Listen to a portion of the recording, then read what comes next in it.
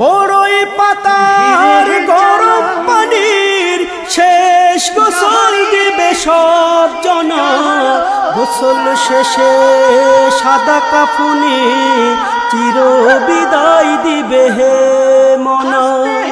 গোসল শেষে সাদা কাফনে চির বিদায় দিবে হে মনা। কবরের আযাব কত কঠিন সইতে আমি পারিব না। মৃত্যু যন্ত্রণা কত কঠিন সইতে আমি পারিব না। মুনকার নাকির আসবে কাছে সওয়াল করিতে আমার পাশে।